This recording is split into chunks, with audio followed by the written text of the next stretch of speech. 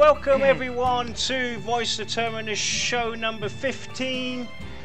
Today's topic is the Ranger. We're going to talk about the Ranger, and today I am joined with my fabulous host Delinzia. Say hello, mate. Hey everybody.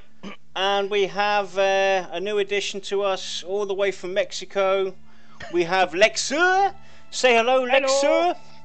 And Kodiak. Hello, Kodiak will not be joining us from the start. He will pop in a bit later, so he's kind of sidetracked at the moment, but he will pop in as soon as he can. And as you guys can see, Ranger is the topic, so I'm going to go and introduce the topic itself. The Ranger. In untamed regions, the Ranger is a versatile and ferocious warrior, united with the land and the animals he communes with. That's basically the info we have on the Ranger as far as it goes from the Pantheon website. And for this show we have a few questions, and they are as follows. What pets, if any, should a Ranger be able to use?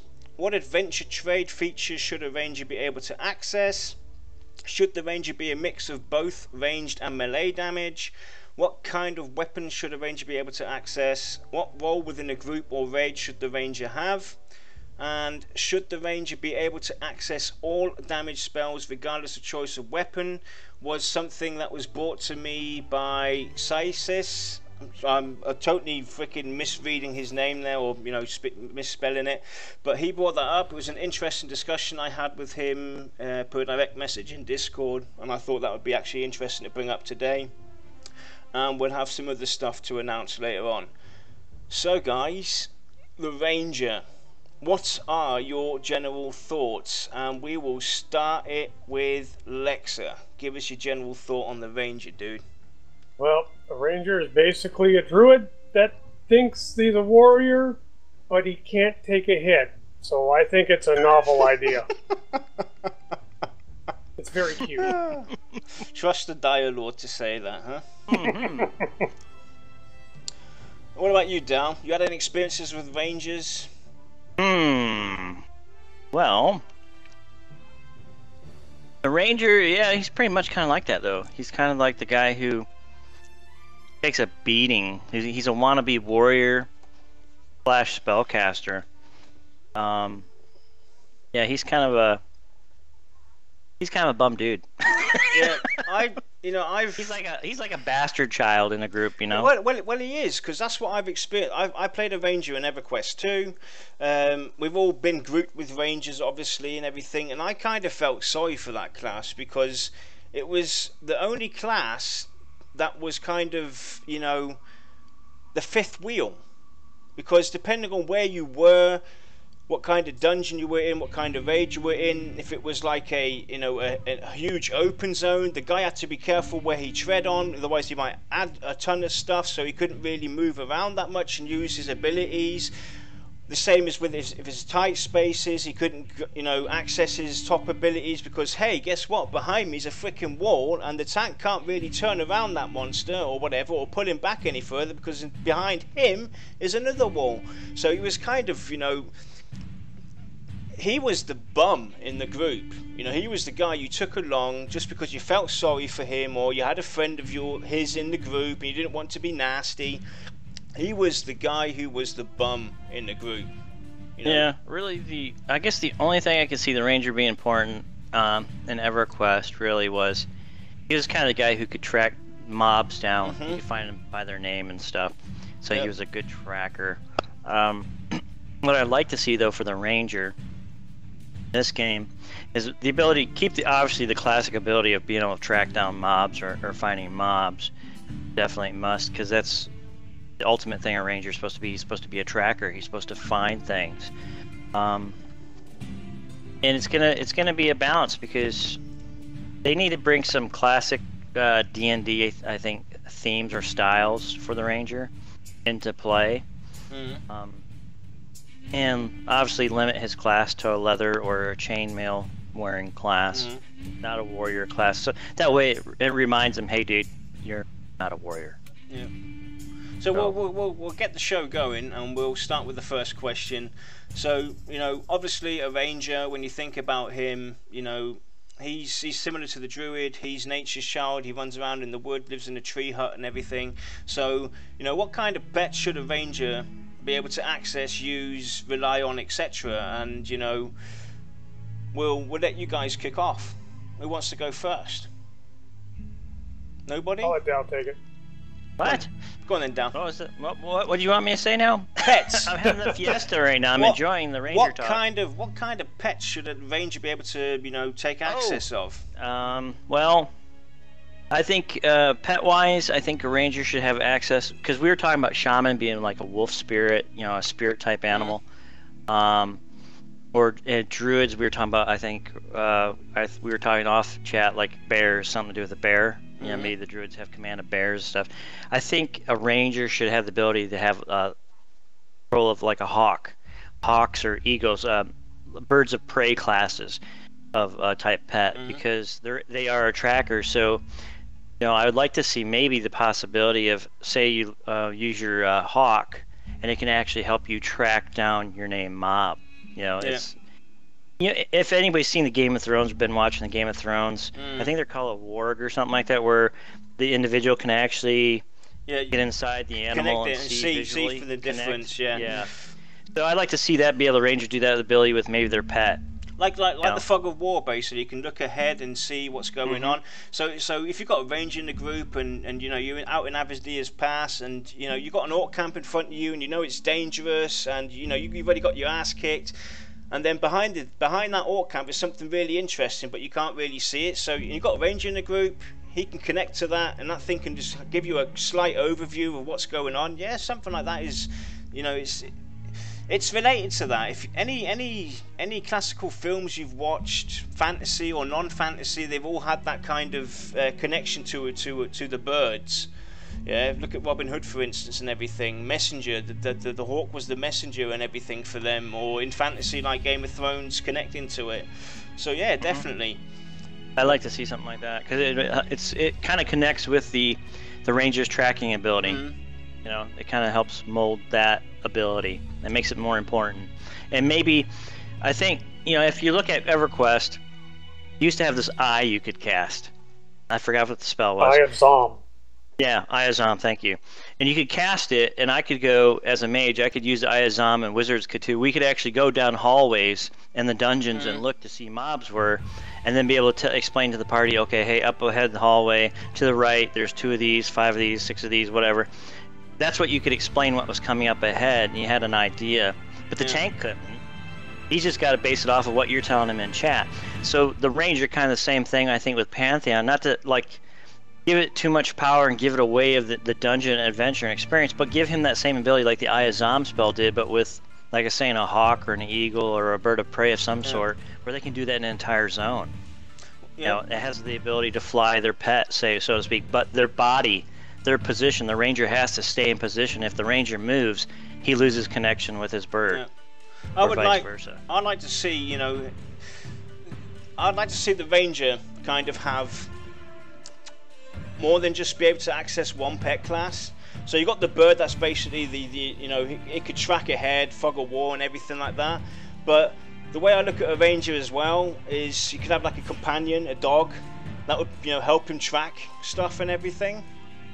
Obviously, it wouldn't be able to track everything. That's you know, it would be animal wise. It could track all the kinds of natural animals, wolves, bears, etc. So it could have like a tracking function, because a ranger would normally be alone in the forest, all by himself, scouting ahead, looking out for danger, and he would, his companion would either be a hawk or a dog or something, some kind of a dog like that or something like that. So I'd like to see him have, like, you know, multiple choices to be able to use. So you could put the dog, you could use the dog also for entrapments, to set up traps and stuff like that on the floor. Yeah. Maybe. I think Guild Wars 2 had a really good take on the ranger. You have multiple pets, but you had to find them in order to unlock them. You can swap when you're out of combat. You had abilities that would directly interact with your pet, so you could have your dog pet bite your target's foot, and then it would be snared for a couple seconds. So it kind of makes the pet integral, but at the same the only thing that I didn't like about Guild Wars 2 was the fact that your pet on the Ranger was way more powerful than you were in most cases, and I felt there was just way too many options. So, and the fact that you can just swap at will, it made me feel like I wasn't as special as I thought I was. Yeah. If I were play a Ranger, what I would like to see is anywhere from 1 to 3 pets. Make them either a quest or something that I have to do that's not so easy to do to get them or earn them. Give them talent trees or like AAs from EverQuest, something to help me enhance them the way I want them to be. And that way I can specialize them, I can specialize myself, and I can have some abilities that will say like, I don't know, we'll say it's a coordinated attack ability where you swing your sword, but at the same time, whatever your pet is also attacks at the same time with a special, so that it makes it even stronger. I mean, Diamond Games brought it up as well about being able to track. So I've just had a idea in the head as well, because I talked about the dog being able to only sniff out animals and stuff like that. Technically, if you're a dog person, you know you will know this. You can teach a dog to basically smell a person and remember that he is either a good person or a bad person. The way you interact with him, you can tell a dog, here, find that person. He'll smell the clothes and off he goes. So you could maybe have him be like something for the cities where he could bind to the city. So if we're in the middle of the woods and we're lost and we're trying to find a direction where we need to go to get out of here to go to the next city, if you have that dog, you could say, right, I want to go home, dude. I want to go home. I want to go to the next city, dude. And yeah, obviously you'd have to find something that you would have to use to interact with the dog for it to be more realistic, but something like that to help you kind of give you a direction where you have to go. With EverQuest, when you tried your tracking window, it gave you a list as a ranger, and the only difference between a ranger and a druid tracking was a ranger had a huge area where a ranger or a druid has a smaller area, because they're technically the same. They're all woodsy, sissies. Woodsies. But I can see, you select what you want to track, you tell it to track, your dog goes off. But you run into the issue of what if he just does he run through packs of other animals that are aggro to you? Does he stop? Does he run around them? There's probably a dozen programming issues where I look at it going, I wouldn't want to be the one coding that, because that would suck. But it's still incredibly neat. Yeah. It would be very cool to see. Just say, oh, find this orc brute, and your dog runs off and you just chase him, follow him. Instead of just going, oh, I know where he is. Yep. I mean, Joshua Monk says as well, the pet should be able to level up as a ranger does, both visually and damage-wise. That's a given. Yeah, that's a given. That's definitely a given. It should be able to grow with you. I mean, imagine. Now let's take this to the next level. So, you start off as a level 1 ranger, and let's say just for the discussion here, at level 1 you also have access to that little hawk. But that hawk isn't a hawk. It's a chicken. It's a little chicken. It's a chicken hawk. So as you level up, it becomes bigger, and you can start accessing certain abilities that hawk has, and its end ability would be able that you could connect to it and see ahead and stuff like that. So you could give this hawk as well different abilities depending on its level that you can then access. Then it can shoot fire from its eyes. We're not gonna go that far. Hawk dragon. Yeah, so he summons his hawk, and the shadow lies over the field. Yeah. Everyone there goes. Blowtorch from the eyes. All right. And then it's the same with Dark Soul Omega. He said the Ranger Familiar should be attuned to which specialization that he chooses. He should. So if he's if you've accessed, you could do that, and it would make sense. But then that comes down to. So maybe the twist of the whole classic Ranger is make it more of a tracking pet class. Maybe more emphasis on the bow, perhaps, and not actually tanking. Don't give him that ability. And somebody mentioned before, I think it was Dark Soul Omega, keep him a leather wearing class because you know he's nature dude. He's supposed to be able to. He's supposed to be quiet, stealthy, and sneak around. Now, if he's got chainmail and armor, clank, clank, clank. Hey guys, I'm here to battle the dragon. Yeah, it makes sense. You know, I'm gonna sense. I'm gonna go and shoot this rope over the dragon so we can climb up above him behind his tail, drop down there, and grab the gold. Clank, clank, clank, clank. See? Makes no sense. Clank, clank, clank. Yeah. No, exactly. Now, at the end of my EverQuest career, I played a Beast Lord, which was basically a monk shaman with a really badass pet. Yep. And one of the things that I loved about that was just the fact that, you know, my pet started off itty bitty, and as I leveled, he got bigger and bigger and bigger. He didn't change his looks, but he got bigger. Yeah, badass. He got stronger and stronger and stronger, and I really felt connected to my pet to the point where I'd be in voice chatting with some people, and all of a sudden we're fighting. Tank goes down. My pet goes in, holds it for a few seconds. He dies, and I'm sitting there going, "Son of a bitch! You killed my pet! Oh my god!" You're mad. Basically going on my own little rampage because it was my pet. Kill my cat. If Visual Realm or Visionary Realms takes the old school EverQuest Ranger, mixes it with the Beast Lord, I wouldn't complain that my beloved Beast Lord is gone, but I would be excited to play a Ranger. Yeah, because the Beast Lord, when you think about the Beast Lord, is kind of a Ranger class. Exactly. He dealt with animals, but he only you know, EverQuest you only could have the cat. I think it was right, the cat pet. That was it, right? It had a small kitty. So I say make the Ranger the tracker, make it a pet class, a pet specific class, but also give him the ability with the bow. I think the emphasis in all D&D lore and things, Ranger was always good with his bow. He had a keen eye. A keen eye for tracking and a keen eye for hitting his target. So I'd like to see the Ranger stick with a bow, not long swords and thinks he's a tank. I mean, come on, let's get rid of that. Kind of chuck that if you're gonna give him weapons, you give him daggers or something like that. Yeah, you don't give him the 7,000 plus 80 sword that he thinks he can go ahead and solo a dragon by himself, because that's not his class. Well, we'll get into that though, because those are part of the questions that we have. So we'll bring up the next one. What adventure trade features should a ranger be able to access? And we kind of touched on that with setting down traps and stuff, but we can take this to the next part as well. We were talking last time about the shaman being able to have a class-specific trade as well with alchemy, so we could technically add that to the ranger for cooking. He could be the hunter.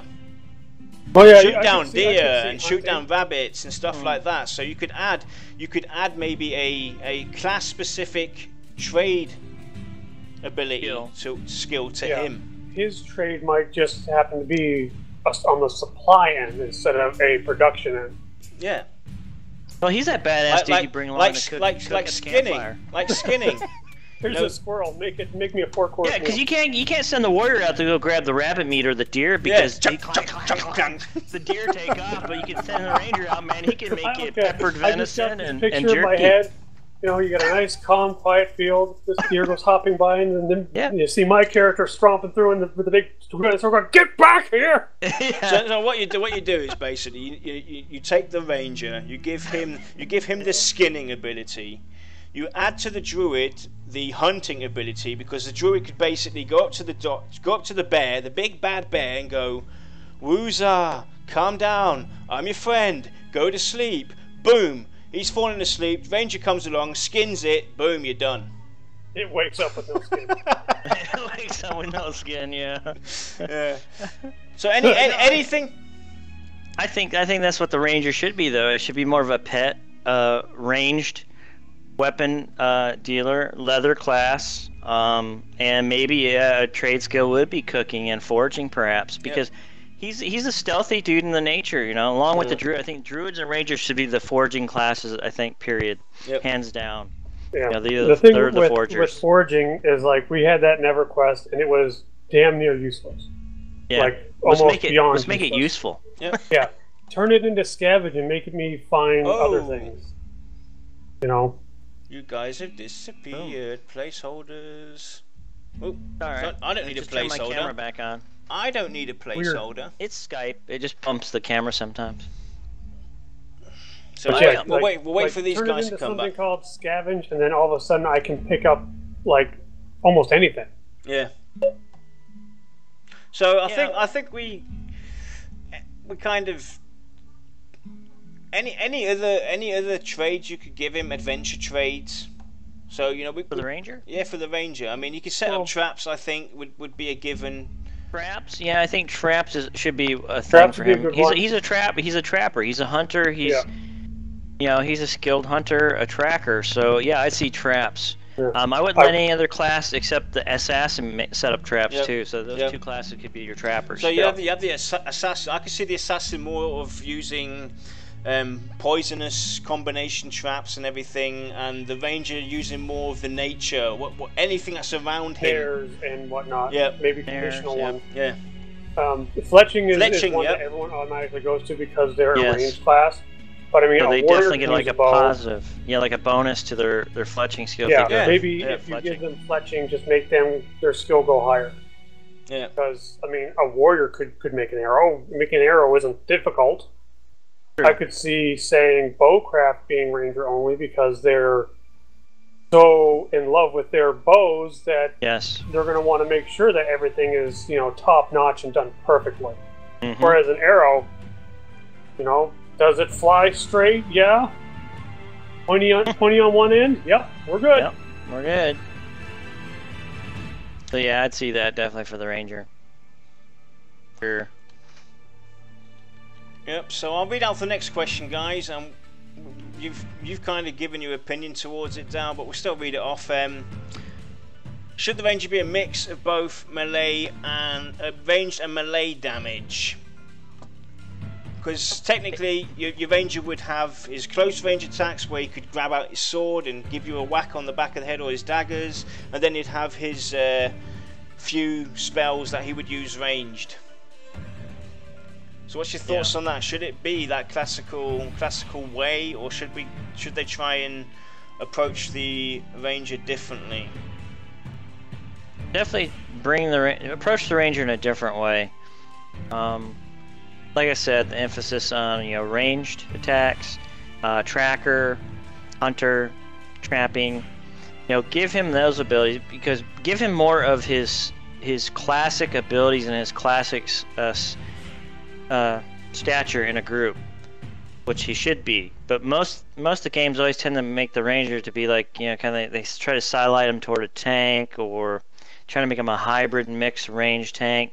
It's. I'll bring in a situation then that I basically counteract that, because, like we said at the beginning as well, the ranger does have space issues, especially with his ranged spells. If we limit the ranger to only being a ranged class, it's going to make his life a lot harder being able to use his ranged spells, because his spells, or his bow, obviously has a further range than a magician has.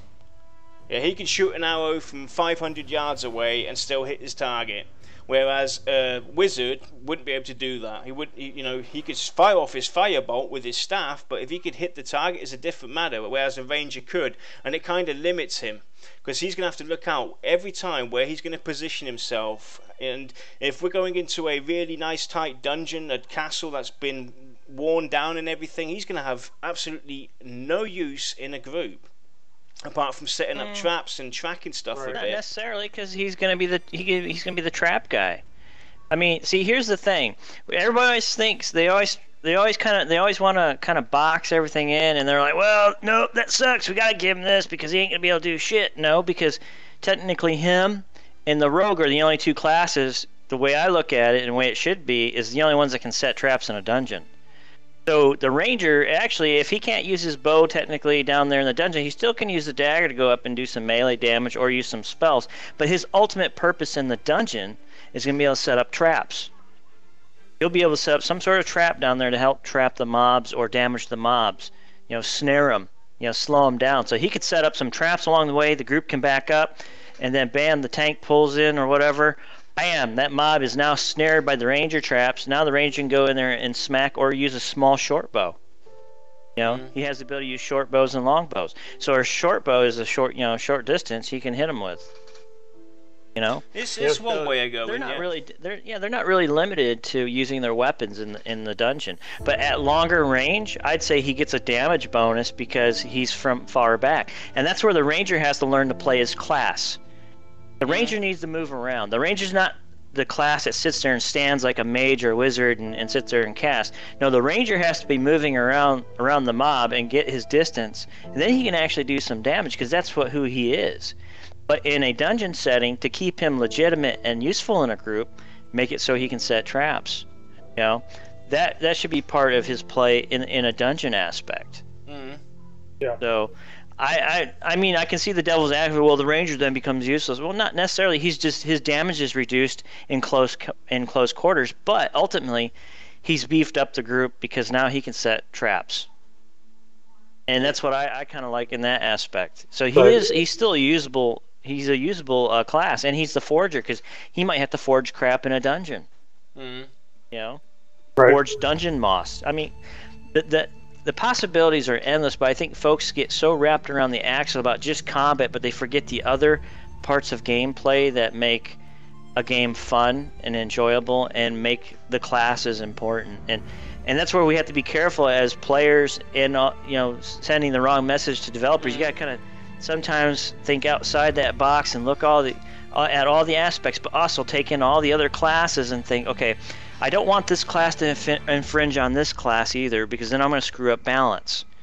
So you got to try to keep that happy medium that way amongst all the classes and try to keep them as pure classes, because that's why I'm a real advocate against multi-classing. I hate it personally.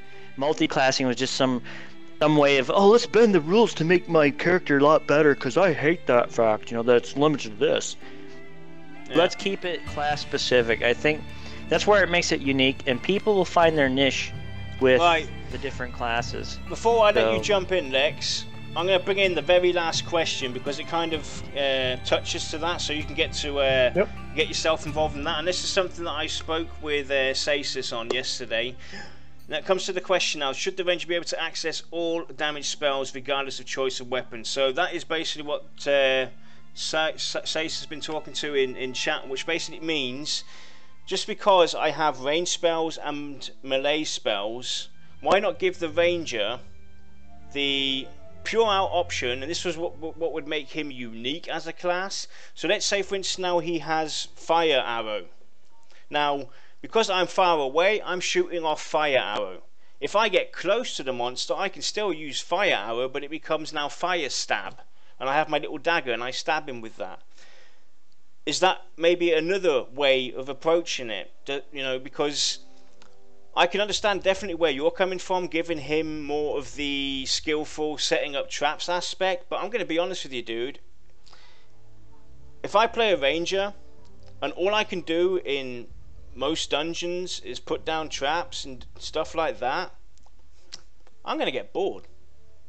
I don't want to put down traps and okay, I've put down a trap and we snared the monster and everything, and now I go and take my little dagger and I niff him for 10 points damage each time. Rangers also want to they want to be able to do something, and technically a ranger could swing a sword. He can use a sword and everything, so is that maybe a different way of approaching it? So it would obviously come down to balancing as well, because if this class, because of his disability, let's call it a disability for now, that he has, because of him having this range, it would have to be balanced. But you're forgetting too, we keep forgetting, you see, we've already talked about the pets and how we want to make him a tracker. He can track in the dungeon too. You're forgetting that. See, it all comes down to we've already talked about how we can make him a tracker. He can set traps.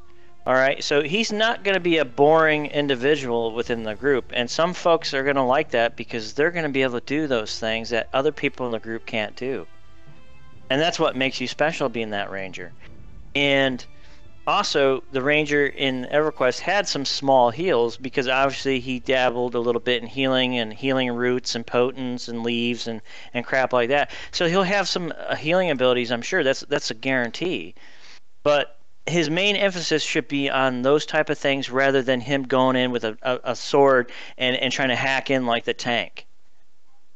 See, that's the tank's job. We don't want to take away from the importance of the tank or the crusader or the dire lord classes, in that sense. Well, I've never. But that's what I'm saying. It's like you're saying that the ranger could become boring to people. Well, but the thing is, it might not be. The thing is, I've never seen a ranger actually take over the role of a tank. He took over the role more of an assassin from behind. He would stab from behind just as much as an assassin would. He was a pure DPS class, so he wouldn't technically take over or take away from the tank because he wouldn't be able to, hold that aggro control and stuff like that.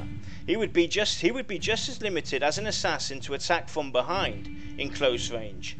No, I still say he should be able to wield two-handed swords or anything crazy like that.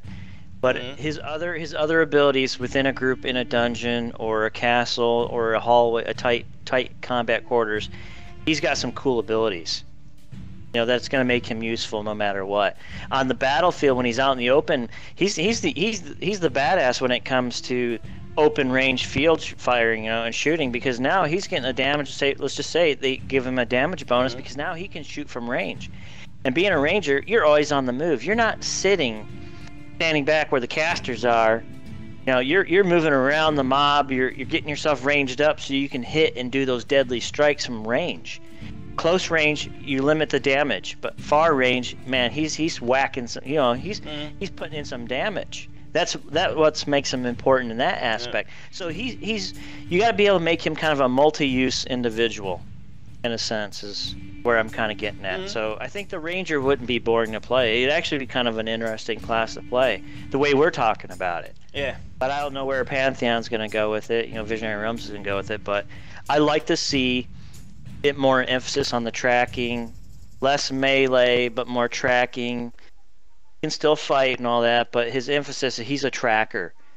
His emphasis is a pet class, so he can use his pet too in the group too. We can't forget he can actually use his pets. Yep. He could summon up maybe a leopard or something like that. So there's a lot of things we go at that he's not going to be useless in a dungeon. So Lex, that's what I'm getting at. What's your take from both aspects? Well, I'm going to look at a couple of games that I've played because my wife loves the ranger style class. EverQuest. Their biggest issue was the fact that their arrows didn't go through other players.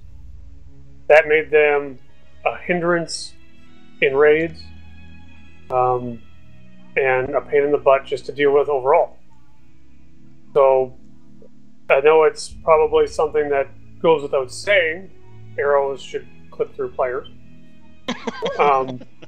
In World of Warcraft, I feel the hunter class was very, very promising in terms of a ranger. Here you have a pet, you have traps, you have a little bit of melee. You've got enough to where if you were stuck in a corner, you could still fight. Yeah. But you were still primarily ranged. But then you've also got Guild Wars 2, where it's also very similar to the hunter. But there were two types of ranged weapons. You have your longbow, where the longer range you are, the more damage it does, which is great because that promotes the gameplay of that style. Then you have short bows, which have a very limited range, but were very, very rapid fire, very good, like alternative for enclosed area. Do I think that a ranger shouldn't be able to melee? No. But that's just my preference if I were playing one. I would still want to be able to dual wield short swords or daggers or axes, and just even if I'm not keeping up with the rogues or the monks, I'm still helping. Exactly. It could be, oh look, we fell in a trap. We're in this tight little closed little box. I obviously can't use my bow because in real life, if I was to pull it out, I'd be poking the tank in the eyeball. Exactly. So I'm pulling out my daggers, and I'm still just furiously hacking away.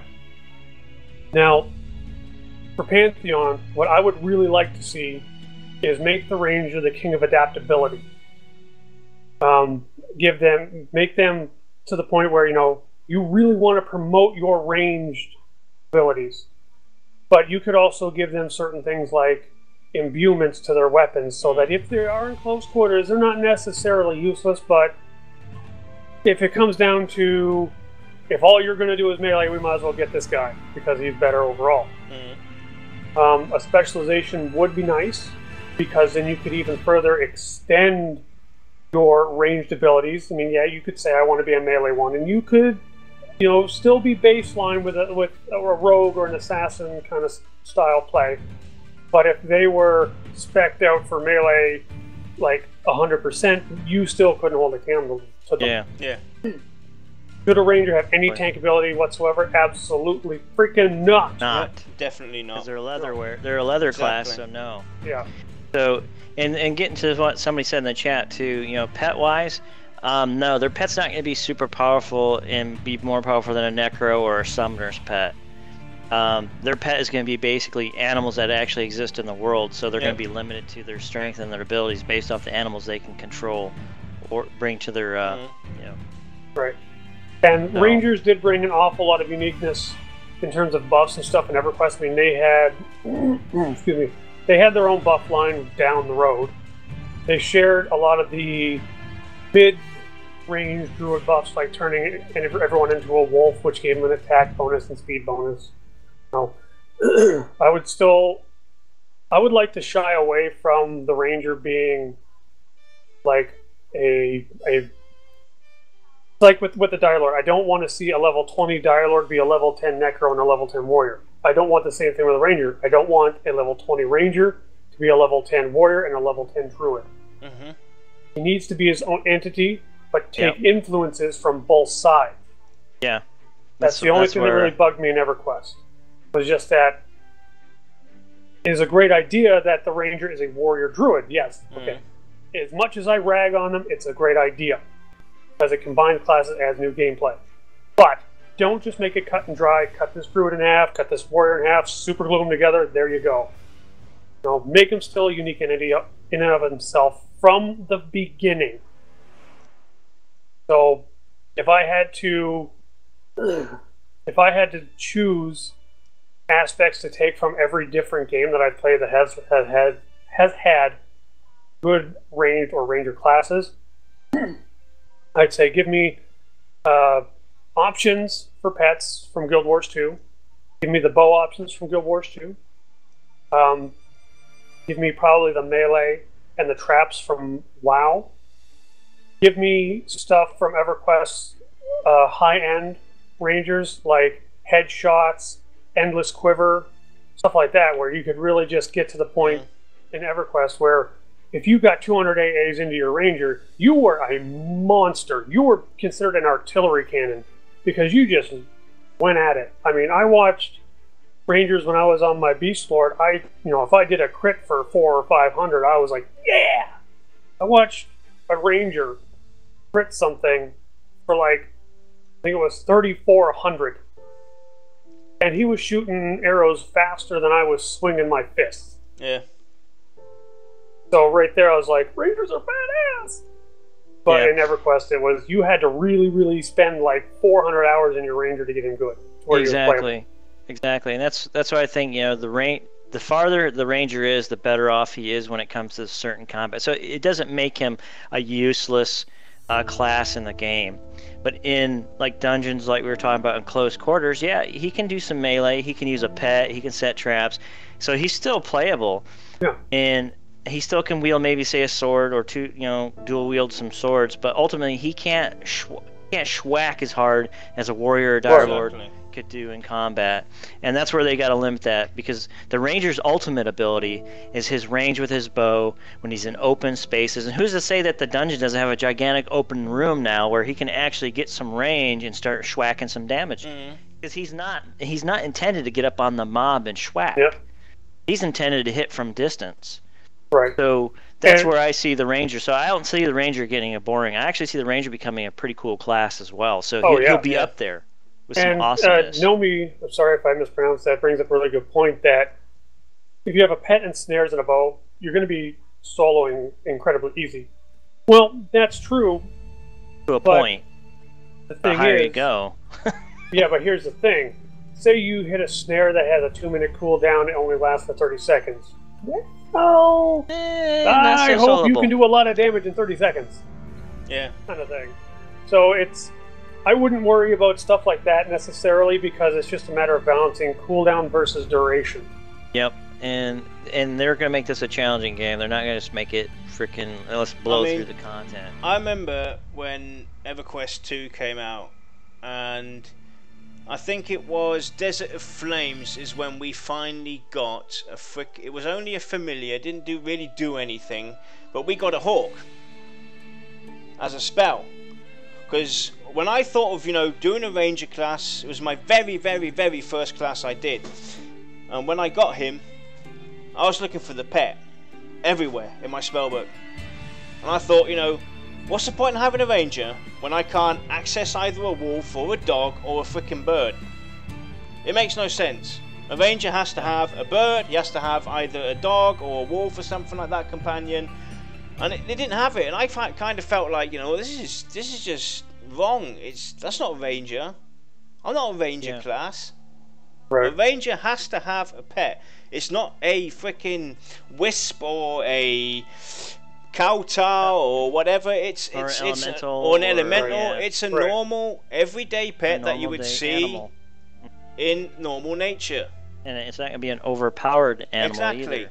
That'll keep the fear down for the summoners and for the wizards, is that the ranger pet ain't going to be super badass like your pet, so it'll keep that nice balance too. Yeah. So, people don't have to I just be... want to address something in chat real quick. Go on. It's not that we're saying a ranger has to play ranged. We're just saying that he is obviously the best at range. Because if you take a guy who spends his life in the woods hunting with a bow and arrow, and then you take me that sits at a desk for 14 hours a day, who do you think is going to be better with a bow? I'm probably going to shoot myself in the foot. Yep. Another thing, though, that we were talking about yesterday as well was giving... No, this ain't Lord of the Rings. Cut it out. Was because it's been brought up in chat again. They're talking about it. Giving the ranger a specialization as well. So you can either specialize in being the typical ranger as we know it with ranged weapon, or you can go into the melee. Because if we think about, like it was brought up earlier on, Lord of the Rings, the ranger, the king, he was a ranger class, and he had a sword in his hand, and he used a bow. Every now and then he could use a bow as well. But he was a fighting swords guy and turned out to be the king. And in a lot of fantasy films and fantasy games and everything, a ranger does not necessarily have to be the bowsman. So what about because this would bring in different options as well, though.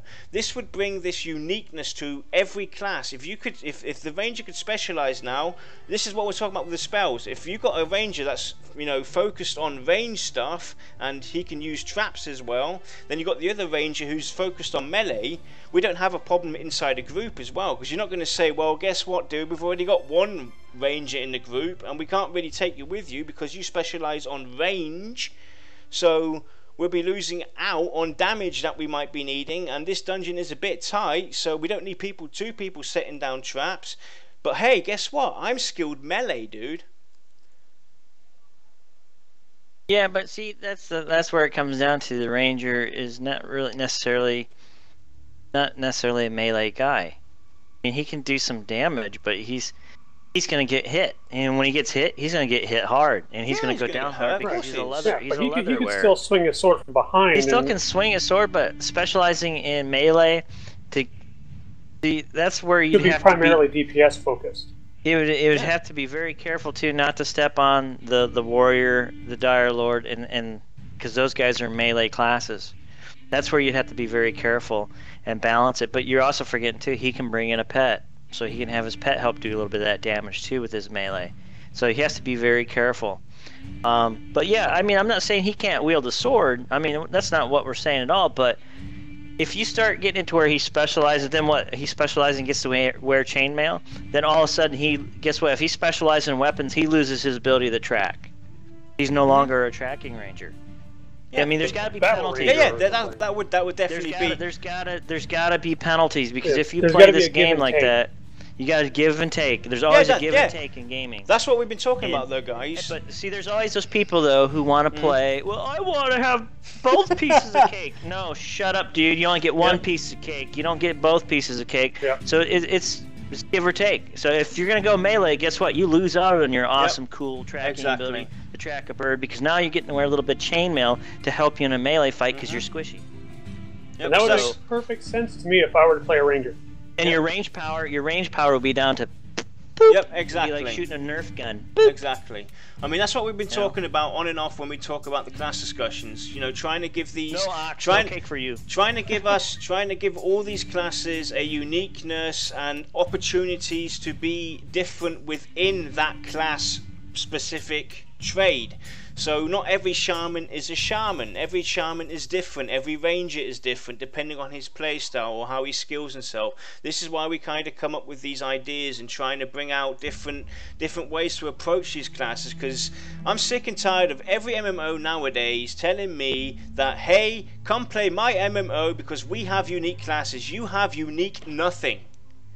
You have unique nothing. It's a freaking lie. There's nothing unique about your classes in any MMO today. Yeah, up to this point in time, nothing is really unique. There's certain things that EverQuest 1 still has. That's, you know, only EQ specific, but in all the other ones. Yeah, with EverQuest, if you look at it, and the reason why it's still going is because basically it's really almost pure. It's a pure class system. It's a pure class system, and if you keep it pure class, it tends to last longer because everybody has a role. But when they start blending the roles, you're no longer special. Yeah, the game sucks. Role and class blending does make it easier to form groups, but here's the thing: if it's easier to form groups, it's easier to replace people. If it's easier to replace people, you don't make relationships and long-term friends. In EverQuest, I've made tons of friends. In World of Warcraft, I made a good amount of friends, and from that point forward, when I stopped playing I haven't made a single new gaming friend. So what does that tell you about these games? I mean, there's no reason for me to go, okay, I need ranged DPS. I can get this wizard, I could get this ranger who's specializing in bows, I could, you know, go after something else. So I look for them, and if they're here and they do well, I add them to my friends list, because I want them there again. Yeah. And that's what I want. I want that again. I want to go, he's a great healer, add to my friends list, tattoo his name on my chest because I want him if he's online. Yeah. Because that's just the way it has to be. I mean, you have to stick your class because the reason why, like I've always gone back to, is you want to make each player feel special. Yep. You want them to feel special in the group. If you take that special ability away, why do I want to play this game? Why do I want to be in a group with a monk who can heal? Why do I want to be in a group with a druid, ranger, shaman that can all overpower the cleric heal together? There's no point in playing those type of games. You know, that's why I hate multi-classing. It strictly should be pure class-based. Change it up a little bit. Bring some modern twist to the classes. I'm not saying don't update them, but ultimately keep them a pure class and keep the balance across the board, because each person, believe it or not, I've always believed this, in EverQuest you had to learn your class. You had to learn your place in the group. You had to learn where you had to be on the raid, what you were to do. You knew your class so in and out that you were like when you were good. You were good. People wanted you. They'd be looking at you by name, and that's what makes you important in the game, because that's why you're going to continue to play, is because people depended on you, and you were special to them. And that's why that was the magic, I think, with EverQuest, is because you did build a special bond with folks that way, and that kept that game going. It still keeps that game going somewhat today, even though it's getting a little mixed mashed. But there's still folks who are dedicated to the idea of the lore, just the pure class system. Well, to this day, my wife still holds against me a little bit because I left her hanging in World of Warcraft because I was a tank. I love tanking. Everybody knows that by now. When they added multiple builds that you could swap through when you're out of combat, automatically I started seeing tanks that weren't really good tanks, they're also mediocre DPS because no one decided this is what I want to be, and I want to make sure I do this really well. And to address the one thing about the melee DPS versus ranged DPS, as a raid leader and a guy who used to run static groups non-stop in EverQuest, melee DPS is considered volatile DPS, usually burst, because it's unsafe. If a mob AEs or it cleaves, you're potentially losing DPS. Ranged DPS, especially when it came to a ranger, was considered safe DPS because chances are they're not going to die to being mispositioned during a cleave. So I always grabbed a ranger if I knew I had room for one and I had room to let them work. Yeah. So, but yeah, getting to no, I said no. I believe a ranger could have some melee weapons, but ultimately he shouldn't be able to lay down the law like a warrior and a dire lord can when it comes to combat. Up to close combat. A ranger should be able to throw down some awesome damage from ranged abilities. Using that bow over a long distance. The further he's away to his max range, the awesome damage he should be laying down. Oh, make him crit harder. Make him crit more. Yeah, make him crit harder. Make him crit a little bit harder because he's using his eye and his skill with a bow. He should get a bonus for that. But he's also moving on the battlefield, like I say, because most people get stuck. Well, the rangers just stand there with the casters. No, the ranger's got to be on his feet, moving around and finding good positions to shoot from. What I would love to see to make it is work. An ability for a ranger when he's at range that says there's now an opening on this side of the mob, like to the rear. So he has to go around to the rear, and he gets a damage boost to that. I would love that. Yeah. That's now all of a sudden, thing. Fighting is interactive. Yes, exactly. Your fighting's more interactive because the ranger has to move. He has to move on his feet. That's the key because a lot of games, other MMOs, we have interactive combat. No, you don't. Not necessarily. No, you don't. You make me dodge, and it hardly works half the time. Yeah, exactly, right? Unique characters, interactive combat. Yep, okay. Yes, and you could even do that with, if all of a sudden you use an ability that looks for openings. It says, left side. While I'm on the right side, I'm going to run around to the other side. You don't get that when you're in melee. Even if you're in melee, it doesn't give you any bonus. If it says, left side, and you run up and start hacking at him, no bonus. Use your bow, you'll get huge bonuses. I mean, well, not huge, but you know what I mean. A very significant bonus. Right there makes me go, I'm going to make a ranger after I play my dire lord. Yeah, I mean, see, that's the thing too. Like, Milcerian said, like a ranged rogue or high ground advantage. Yeah, the ranger has a high ground advantage, so he can be shooting from like the hills or the rocks. Yep. He's getting a damage bonus because he's using his ranged bonus. I mean, that's the thing. But up close and personal, he's a leather wearer. He's gonna get squished. He's gonna take some damage. So if he wants to go melee, I mean, go for it, dude. I mean, if you want to get up in there, but I'd rather shoot my bow from range and doing some kick-ass stuff, line up some awesome shots. Let's get into the, because I think we covered more or less the group and raid role here. We'll get into that. We'll get into the last one. I mean, you kind of touched on it, like with weapons, what kind of weapons you should have. All I've heard so far is short bow, long bow. What about crossbows? Crossbows would be neat. Crossbow? More damage, but slower fire rate. Slower rate. Yeah, slower fire rate. Yep. I saw a mention of a heavy style bow, which could be kind of similar in that respect, and just you could swap crossbow and heavy bow just for aesthetic reasons, but they technically operate the same. Because I know my wife, who was a purist when it came to her hunter, she never used a gun in WoW. Never. Doesn't matter. You could offer her the best freaking gun in the game, and she'd be like, "Nope, I'm using my bow." That's one thing. What about tomahawks? Tomahawks. Ranged axes. Yeah. No, they did have those in EverQuest where you threw throwing stars and ranged axes. I was never a fan of throwing, but that's just me. Yeah, I mean, it depends on the person. I mean, if they want to specialize in throwing axes, but how many axes do you have? You usually only have one. You can't carry multiple axes. All of a sudden, he'll be heavily armed, more heavily armed than my dire lord.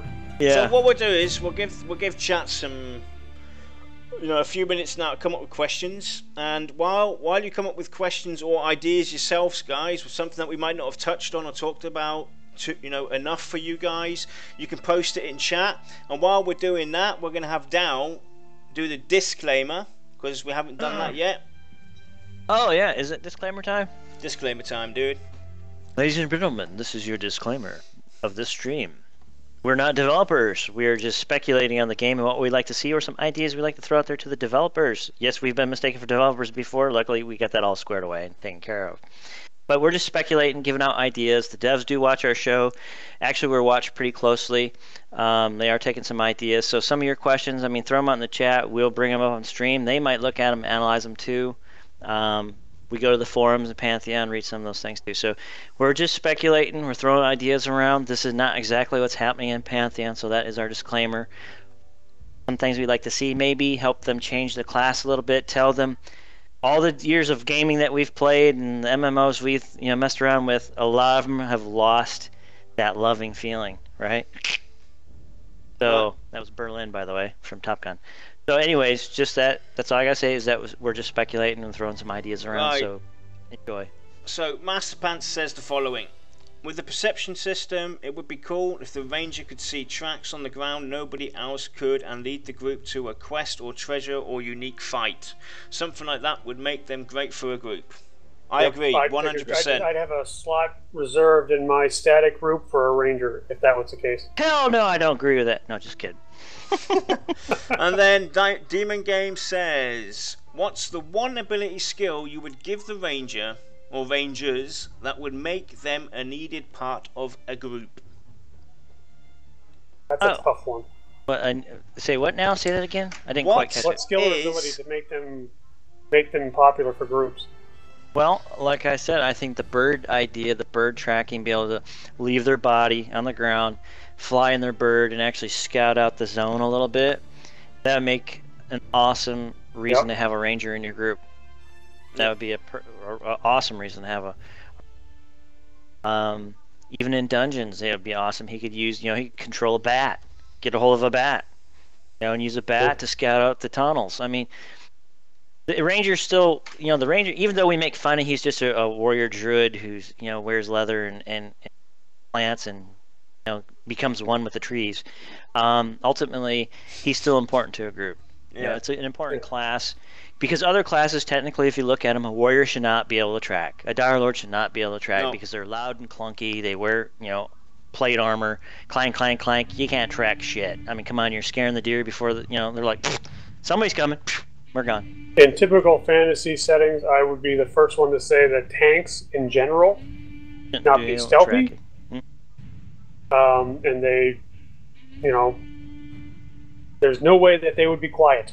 but what if I had a? But come on, DM. But what if I had a wizard spell I could cast on the tank to make him feel like he's floating on air and he's cloth and he's stealthily moving through the so Nomi brought in the no track for druid.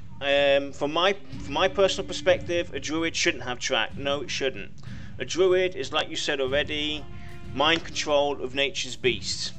But tracking is something a ranger does. He's the guy who's been in the forest. He's the guy who goes out scouting for the groups or for the armies and everything. He's the one who puts himself in danger, harm's way all the time, because he's the one who's always up front in the battle, checking what the enemy is doing. So he has to learn how to get along with nature, read markings, etc. A druid, if you look at druids in historical terms as well, they were almost like shamans, but they were more towards the living aspect of animals, plants, and stuff like that. A druid should never have had tracking abilities, as far as I'm concerned. He should have control of the nature's animals. So if I got a big bad bear coming at me, and I don't want that bear to hurt me, I could use my charming, soothing way of being a druid and say, "Hey, little bear, I'm not here to hurt you. Boom, you're non-aggro to me." For a short period of time. I always consider druids of the land, like they are a part of nature, whereas rangers are just people who live in nature. So they're not necessarily druid, but they share some aspects because they're always there. Right, Diamond Games has another question for us. Should rangers also have some of the rogue skills such as detecting, disarming traps, lockpicking, but with a lesser skill? I would say no lock picking because they're not lock pickers. Yeah. But I could say detecting and disarming traps, they should, because they are dudes who can set up traps. Exactly. So I'd give them that, but no lock picking because Yeah. you're taking away from the rogue. I would have to agree with that. No lock picking because No there's not many doors out in the woods. No, there's not exactly. That's where I was going at too. He's like, yeah, we can do lock pick unless he's lock picking the druid's house. Yeah. Unlike Buzz, hold on, let me Buzz this line. And Buzzweaver brings up a good point as well with the racial skills. So technically, a druid cannot track, but if depending on that race, it could have that trait as a racial ability. That's perfectly fine, but generally that class should not have tracking abilities. Not have tracking. Yeah. I got no problem with that whatsoever. That makes perfect sense to me because, like with wood elves, you are again, you're always in nature, so it's something that little elflings learn from. The minute they're hugging tree roots. Let's see here. Dark Soul Omega says traps in the open world, but not the dungeons for the ranger. Yeah, I wanted. I was going to think that too. I could see that too. Just the open world. However, maybe they could detect there's something wrong, but they can't actually disarm the trap. Then you guys as a group is screwed, and then you're gonna have to get a mage to summon, call a hero, and summon down a rogue to actually disable the trap. So I mean, it's give or take. So it's either you give them the ability or not give them the ability. Yep. So any other questions, guys? What race do you want your ranger to be? If I was gonna play a ranger, I would have to say from the lore point from Pantheon, I would see maybe a Scar would be an interesting choice for a ranger. Scar, from the bad side, but no, let me finish. But generally, it would be human, definitely. Humans definitely are the ranger class, but from the lore perspective, fighting warriors and everything, being slaves, Scar are definitely an interesting choice for that as well, I think. I say definitely humans. Humans can be anything. Yeah. Like EverQuest, humans can ultimately be anything. Certain racial abilities or traits could cause you to be a little bit powerful in some of those abilities, perhaps. Yeah, I could see that, but ultimately humans should be able to play any class. But then, of course, the races, they should be limited to what they play. Like, obviously, a Dark Mirror shouldn't be a ranger because they're mostly water people, according to the lore. So, no, you're not going to have a ranger water person. Right. Sorry, all folks. I can say is if you were a Dark Mirror and you wanted a ranger, too bad. Tree huggers. Yep. Yeah, Scar with tree I hugging. mean, halfling, elves, humans, those are the typical classes you would have. Halflings, ranger, halflings, away! elves, any land-based that are more humanoid or more human in appearance, I would say, but Scar definitely are not human appearance. So, would they have some rangers? I guess you could probably bend the mold depending a little bit, perhaps. Don't ranger or go away. No. So, harpoon gun. While we wait and see if chat has anything else for us, do you want to bring up the other thing? What thing? Next week's show. What was next week's show? What we were going to announce? What we're starting? The flyer. The flyer. Oh, the flyer thing. I've got it here. Oh, you ready? I'm ready. Is it next week we're gonna do that? On the show. Next week is when we're gonna. Next week's when we do the open discussion show, and that's when we're gonna bring it up.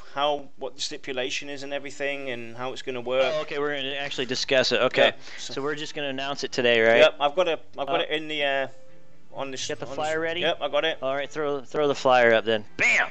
Let's throw the flyer up and then we'll discuss it. Here it is. Here it comes. 15-second delay. Tick tock. Waiting for it. I'm waiting for it. Bam! The Knights Pledge giveaway, folks. Woohoo! Told you we're gonna have some stuff coming to our stream, but some of you naysayers out there. All right, folks. Let's see. You're gonna find out the details on our next week's stream. Yes, you gotta watch. So tell your friends, tell your buddies. Here's their chance to get into the game for free. Thanks to us happy people here at Voices of Terminus. Your hosts, your people you might want to hate or you love. It all depends.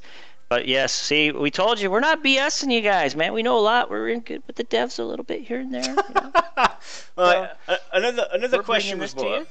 Yep. So we've got this contest, and next week's when we're going to be revealing what the stipulation is going to be, what the rule set's going to be, how long it's going to go, and everything, and what you got to look out for, etc., etc. So make sure you tell everybody, join in. And I'll bring a question to you from Diamond Games again. Are you hoping for a city in trees like Kelatin in EverQuest? Hell yeah. I used to do drunken races through Kelatin in EverQuest. With the bridges, people fall to their death. Yeah. Those are fun times. Yep. Yep, so Knight's Pledge giveaway, folks. Definitely. Be there, be square. But tell your friends. I mean, come on. They don't have to be dedicated to our stream, but we would like them. We'd like them to subscribe to our stream and watch us speculate, give questions, answers, you name it. Because the thing is, guys, people see us streaming the show week in, week out. And the devs do watch it, like Dow's pointed out, and they do take our discussions and everything. And the thing is, the more people that get involved, that's why we bring up chat so much. That's why we ask you guys questions, get you involved in the discussion, because if you guys start getting involved with our discussion, it's not just us 3 or 4 people talking about an idea or anything. It's 20, 30, 40, 50, 60 people talking about an idea where they might, where we might have a majority that agrees with something that we say. So that is something that the devs will take into perspective and have a look at if they can, if it's going to work, if it's something valuable that can be put into the game. So always get in here. You can even join us in TeamSpeak if you're interested. Take part in the discussion.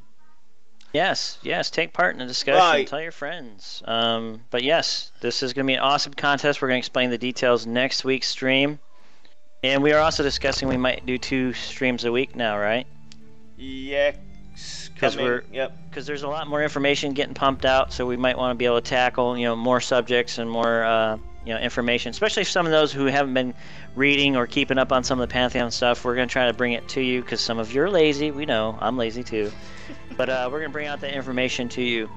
So, no, we're Perkaloo. Yep, we're talking about, that is something that we will be talking about exclusively next week. Yep. The last two posts from VR on MMORPG will be discussed in detail next week. Yes. And we'll be touching on all of that. And the question came up again from Diamond Games: which one of you will actually play a ranger? I'm going to say it, I'm not. I'm Summoner. Sorry. Can't take that away from me. I would be a Dire Lord unless something goes horribly wrong, in which case I'll swap to Warrior. Cleric here, but Druid, if the healer class Druid becomes more of a EQ2 Druid kind of thing, then I'll be playing a Druid, otherwise it will be pure Cleric. See, at least Zafra said he's lazy. So anything else, guys? Selective effort syndrome. Yeah, there you go, Dark Soul. That's about right, too. Selective effort syndrome. But, yeah, that's pretty cool stuff, man. So stay tuned. Keep watching us. Oh, and we did launch our web store for you folks. They're out there. There's some cool stuff. I mean, please. You help us out tremendously. We're doing pre-orders, and I got it on the website explaining why, but we're doing pre-orders so we don't bankrupt ourselves, so we can get you some cool gear. So sign up, order some stuff. Trust us, we will make sure it is good quality stuff before we ship it to you. If it's not, believe me, I will have a lawsuit slapped on somebody's head so fast it would spin. Yep. All right. So, do you want to explain? Do you want to talk a bit about your store, about the idea, what the general idea is? Because we've had quite some heated discussions and stuff about that, folks. Yep. So. All right. Okay, so we decided to open up the web store to give out some cool gear because right now VR doesn't have any cool gear to give away yet, but they plan on it. There's some folks out there who are supposed to get some cool stuff from their Kickstarter campaign, which VR is still going to do. But we decided to do a thing on the side to help support our show, but also some of the funds will be going to help support VR on Pantheon. We're going to donate some of those funds, but the rest of the funds will help, pay for the upkeep to the store and any taxes or anything that we incur, production costs, etc. But we want to bring to you players some cool gear to show your friends. Just show your support for the game, show your support for the show, and some folks out there, well, did you guys get permission to use those images? Yes, we did, folks. We're not stupid. We made sure that we weren't violating IP and stuff like that. And if the developers want to give us stuff, they can give it for free, but we cannot brand it as Visionary Realms or Pantheon Rise of the Fallen. I can't put all that on there. Yep. Okay?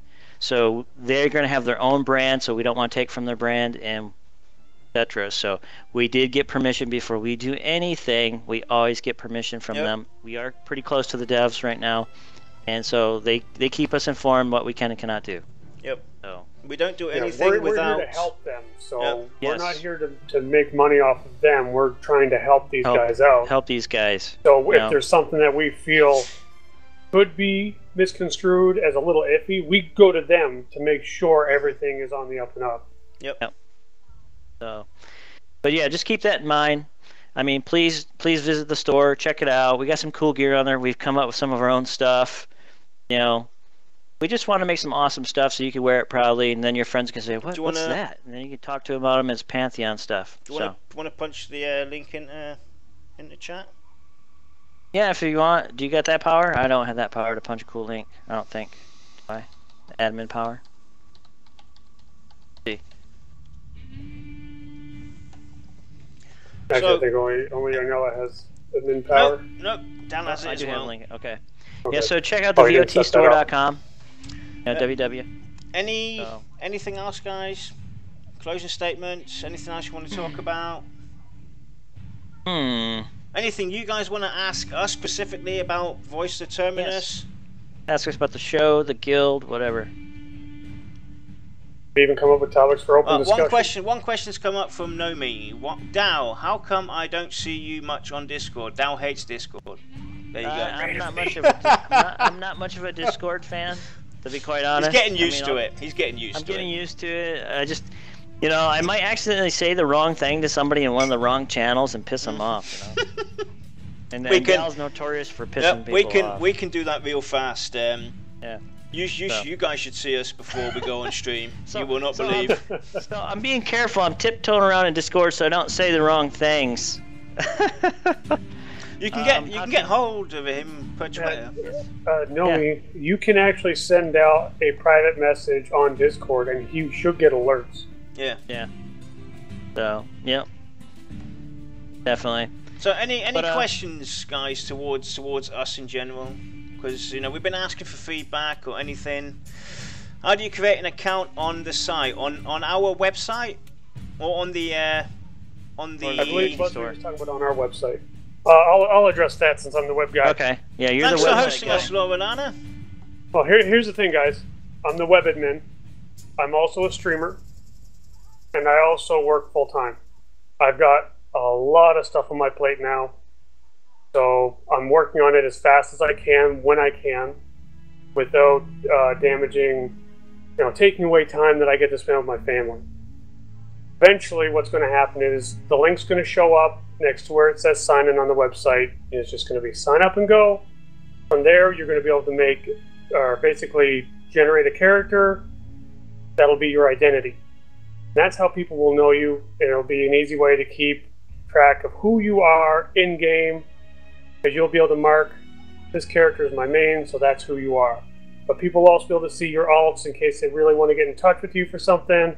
There's a lot of really neat stuff planned that's going to just be very helpful to people. Yep, and the site's almost 90% accessible to anyone. We have certain forum areas will be restricted and stuff like that, but our website, our guild website, is open to almost everybody. When you get to log in and everything, there's going to be a guild application on the site where you can actually choose what you want to do. Yeah, when everything's released, basically when you create an account, you're known as an associate, which just means you know of us, we know of you. You don't necessarily have to apply to the guild. You'll still get some forum access and whatnot, and you'll get some features just being an associate. So that way, if we do, if I decide I want to start running raids and I want to use the website to organize them, as an associate, you can still sign up for raids. That's fun. But there's also going to be a way to apply through the website just by the click of a button that'll let us know this person wants to be in. We can look at your profile. We can contact you, send you a message, talk to you a little bit. You know, just everything to make life easier for everybody. Nice. Yep. So, two questions. Oxilian asks, how much info do we get from the devs? Well, actually, I'm going to pass this on over to Delindsay to answer, because he does a fine job of answering questions like this. Yes. Be quite honest, we get some pretty good information. However, we can't disclose it, but we do know that there's some cool stuff coming. But we can't say what it is. We can't hint to what it is. But trust me, there's some cool stuff coming. And the other question, when will we get Brad on? We're working on that right now, but Brad's the more busy. Yeah. We're going to slowly start up the tree. Kilson was our first victim. We hope so. Yeah. Their public relations officer told him good luck on our show because they thought he was going to get slaughtered. So, but no, we plan on having some developers coming up. But right now they're so busy at the moment that we're working on getting a developer on who can get some free time to come on the show. Yep. And we got to work it out, and we got to work out what we can and cannot talk about. You know, that way it goes through their public relations office. Like any other type of game, there's certain NDAs and stuff like that because they want to keep some things private, etc. Yeah. But we do get some information. We do get some hints. Some big things are coming up. Trust me, there's some big things coming up, folks. I wish I could say what it is, but it's gonna surprise you. You're gonna be happy to see it soon. So it's coming. Yep. Trust me, there's some cool stuff. And just hang in there. Yeah, sure. Look, we got a nice pledge, man. I told you, the devs talked to us. We have a nice pledge to give away. We're going to have a contest. So there's some of the cool goodies that we've been getting. So just stay tuned to us. You know, bear with us. We have to deal with the devs too, and they're trying to give out love as much as possible. But we're trying to be a good source to give out that love. And as long as we keep positive, we don't violate any NDAs, we can continue to bring you some more cool things like this. So, yeah. Just so you know. Okay, so hopefully we answered those questions. No, I'm teasing. Yeah, I know they're teasing us too sometimes. Yep. That was such a tease. Trust me. I know, such a tease. So I think we'll go into the. Is it alpha? Is it alpha? I wish. Yeah. God no. So I think some cool stuff coming. Yeah, it's the cool stuff coming. And that's why we try and we try and emphasize that you guys need to stay a bit more calmer. Yeah, just stay calm, stay positive. I mean, there's some folks that are getting crazy on the forums. You know, kill that craziness. I mean, you got to remember, these guys started out with like a 5-man team, and they had a Kickstarter that kind of went down, but they've come back from the ashes. They're like a phoenix. They're coming back from the ashes. They're slowly building their way up. They've added 5 new members to the team to help build environments and stuff like that, and etc.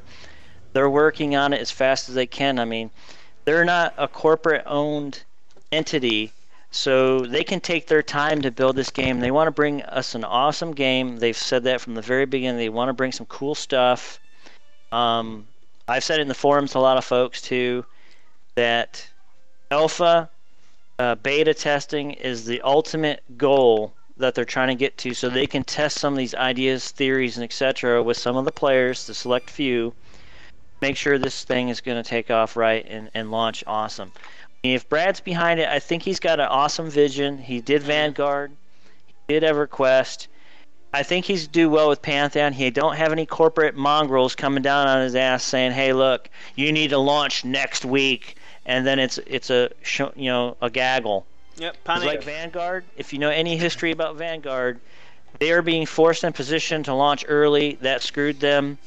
Brad saved the game for a little bit of time by selling it over to Sony to help them try to polish it up, but ultimately by then the player base fell apart and all that, and etc. etc. So, give these guys an opportunity to build an awesome game. I mean, we're all human. We want. We can't wait. This is exciting, but just be patient with them. They're doing their best they can. Ultimately they are. I mean, we're just trying to give these guys, keep it positive for them, because when they hear positive things from the community, that, hey, we can't wait, this is going to be awesome, and they love the passion. We're all passionate about this game because we're diehard gamers. We grew up with EverQuest, the majority of us, and if you go on to the forums, you can see a lot of former EverQuest players are in those forums right now. So just bear with them. You know, they're doing the best they can to bring us some cool stuff. And like I said, you stick with our show. We're trying to bring you new information, contests, prizes, etc. What we can bring to you, we'll put it out there to you guys. Yep. Okay. So another thing that was brought up to me yesterday as well in the closed discussion I had was why we base a lot of our ideas and everything generally off of EverQuest or EverQuest 2 and stuff like that, and very little off of Vanguard. So we talked about it, and the reason is, guys, we're trying to give as much info as we can. It's speculation. Obviously, we're speculating a lot, but if I haven't played Vanguard, I cannot tell you anything about that class or how he played, and I don't want to sound like an idiot and give you false facts. Yep. I can only base my ideas and my envisions off of information I either get through the community or from my personal experience in EverQuest 2 or Delindsay in EverQuest 1 or Lexar in other places. The only person that remotely can give any input into the Vanguard aspect of the game is Kodiak, but Kodiak wasn't on the show last time.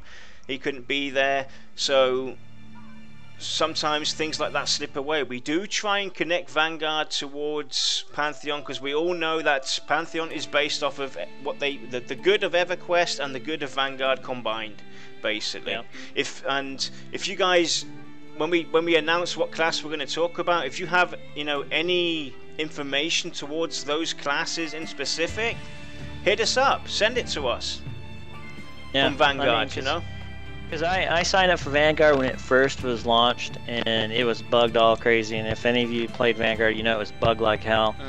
And I kind of gave up after the first 5 days. It's like, nah, I can't play this. It's so bugged. Yep. And then I tried playing it a little bit later on, but by then it was too late. And the game shut down. Yeah. So I can't base any experience off of Vanguard. But my EverQuest experience, I had 10 years as a devoted EverQuest 1 player, and I watched that game progress over time and how it slowly started going into a debacle. It's still going, but they've done a lot of blending of classes and some weird stuff that I just kind of had to drop away from the game, because I did like the challenge. And my biggest thing that threw me out of the game was when they made Vexthal. It was a keyed zone. You had to have a key for it, and it was one hell of a quest. And then they made it keyless for any player that was 65 and above, and that's when I got pissed off, because I spent quite a long time trying to collect the pieces for the key for my entire guild.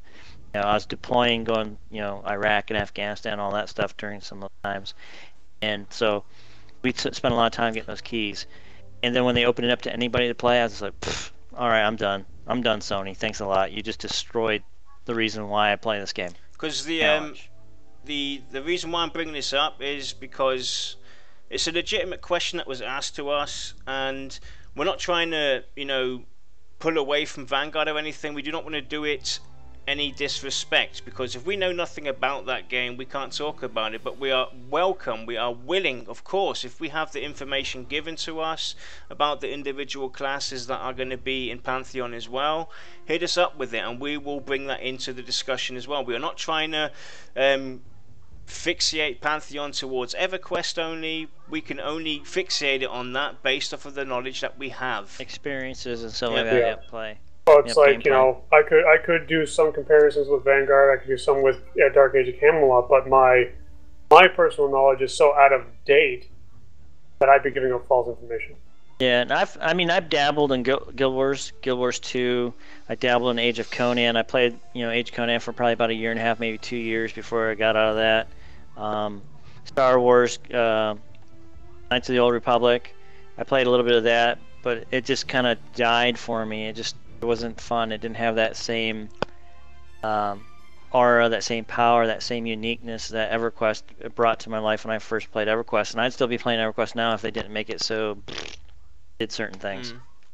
Yep. And EverQuest could really use an awesome graphics update. Pants, it's easier said than done. Bring on a Vanguard expert guest to interview. Our Twitch tells you every 15 minutes. You want to join into the discussion, there's the link to TeamSpeak. Anybody is welcome to jump onto our server, join us in the chat, and give their opinion. Yep, we just only ask that you be respectful. Don't cuss too much. Don't get carried away. You know, try to keep a level head because we are trying to stream to a lot of folks. That's all we ask. Yep, and Sice has already said to me yesterday as well that he has quite a few contacts to the Vanguard class leaders. He's going to try and get as much info for us on the remaining classes that we're going to discuss. Cool. So that's pretty cool as well. But if anybody wants to join in, you know the certain class we're going to talk about. The next class we're definitely going to talk about, because I want to finally reach that class, is the Druid. It's been downvoted twice. It's not going to get downvoted a third time. Druid will be the next one, not next week, but the week after that is when we will talk about the Druid. Get rid of those tree huggers. Put his foot down. I think we're coming now to the closing statements, and we'll start with you, Lex. Well, when it comes to the Ranger, you know, I would like to just see an amalgamation of all the different takes on Rangers. Don't make it your typical Ranger type. You know, please, for love of God, don't let him infringe on my tanking abilities. Because the first thing I do is I'll find out where they live, and I'll burn their little tree stump hut to the ground. Okay. Strong words. From the Halfling Dire Lord. For the Halfling Dire Lord. The heart of. Down. Oh, is it my turn now? Yeah. Oh boy. Okay, so yeah, Ranger. Definitely, I like to see some. Like I said in the very beginning of the stream, you know, I like to be able to see the tracking ability emphasized on, and that be the only class that can actually do it. Maybe some, you know, like I said, birds of prey for tracking ability, be able to fly out of his body. You know, not the bird, but he can possess a bird. He sticks behind, stays in position, flies around the battlefield, and can observe things and, you know, find mobs, track mobs. Definitely a bit more on the pet side of the Ranger. Definitely more woodsy type, leather only, stuff like that. Definitely bring a new feel to the Ranger. You know, get rid of some of that weird hybrid kind of crap and stick traditionally to the more traditional Ranger, I'd say. So, yeah, that's ultimately what I'd look at.